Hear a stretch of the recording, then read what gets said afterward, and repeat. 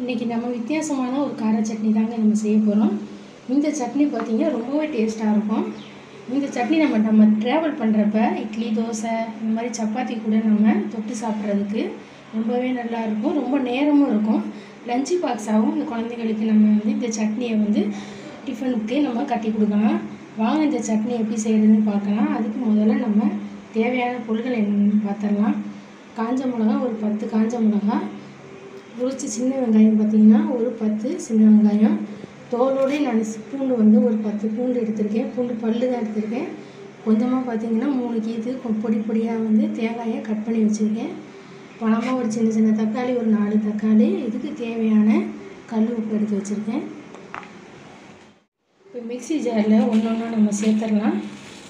எடுத்த காஞ்ச மிளகா ஒரு 10, உங்கள் வரமிளகா காரத்துக்கு தகுந்த மாதிரி நீங்கள் மிளகாய் சேர்த்துக்கோங்க.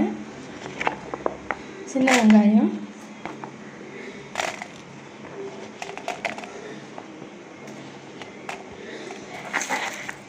பூண்டு பல்லு கட் பண்ண தேங்காய், இது கூடவே தேவையான உப்பு சேர்த்துக்கோங்க. இது கொஞ்சம் தண்ணி சேர்த்து இதை ஃபஸ்ட்டு அரைச்சிக்கோங்க. அப்புறம் அது அரைஞ்ச பிறகு தக்காளி சேர்த்துக்கோங்க. அப்போ தான் உங்களுக்கு இது தக்காளியும் சேர்த்து அரைச்சிட்டிங்கன்னா மிளகாய் அரைப்படாது. இதை மிளகாயை ஃபஸ்ட்டு அரைச்சிக்கோங்க. அதுக்கப்புறம் தக்காளி சேர்த்து அரைச்சிக்கலாம்.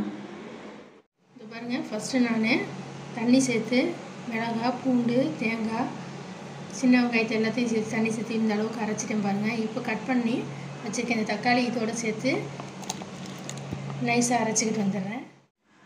இப்போ சட்னி நல்லா அரைச்சிட்டேன் பாருங்கள். இந்த அளவுக்கு நைஸாக அரைச்சிக்கோங்க.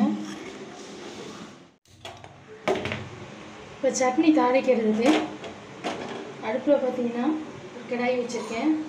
இதுக்கு எப்பொழுதும் தாளிக்கிறத விட கொஞ்சம் கூடுதலாக எண்ணெய் சேர்த்துக்கோங்க.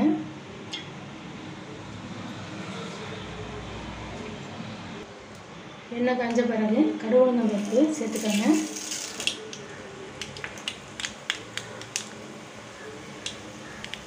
கூடவே கொஞ்சமாக பெருங்காயத்தூள் சேர்த்துக்கோங்க. நல்லா கடுகு பொரிஞ்சிருச்சு. இப்போ அரைச்ச நம்ம சட்னியை இதில் சேர்த்துக்கலாம். மேலே சேர்த்து பார்த்து சேர்த்துக்கோங்க. மிக்ஸி ஜார் கழுவின தண்ணி இதோட சேர்த்துக்கோங்க. இது நல்லா கலந்து விட்டுக்கோங்க. அடுப்பை சின்னதாகவே தீயை குறைச்சி வச்சுக்கிட்டு ஒரு தட்டு போட்டு மூடிக்கோங்க. ஏன்னா இதுக்கு நல்லா கொதித்து வரணும். இந்த சட்னி கொதிக்கிறப்ப மேலெல்லாம் தெரிக்கும். அதுக்காக ஒரு சின்னதாக ஒரு தட்டு போட்டு மூடி வச்சுக்கோங்க. இது ஒரு 5 நிமிஷம் நல்லா அது கொதித்து வந்துருக்குப்பாங்க. எண்ணெயெல்லாம் ஊற்றின எண்ணெயெல்லாம் மேலே வந்துருக்கு நிற்கிது. இப்போ நான் அடுப்பை ஆஃப் பண்ணிடுறேன். இந்த சட்னி ரெடி ஆயிடுச்சு. இவ்வளோ சூப்பராக வந்திருக்கு பாருங்கள். கண்டிப்பாக நீங்கள் இந்த சட்னி செஞ்சு பாருங்கள். இந்த ஒரு சட்னி இருந்தாலே போதும். திரும்ப திரும்ப இந்த இட்லி தோசைக்கு சாப்பிட்றதுக்கு திரும்ப செய்ய சொல்லுவாங்க. நீங்களும் செஞ்சு பாருங்கள். இந்த வீடியோ பிடிச்சிருந்துச்சுன்னா லைக் பண்ணுங்கள். ஏஆர் கிரியேஷன் சமையலுக்கு சப்ஸ்கிரைப் பண்ணுங்கள். தேங்க்யூ.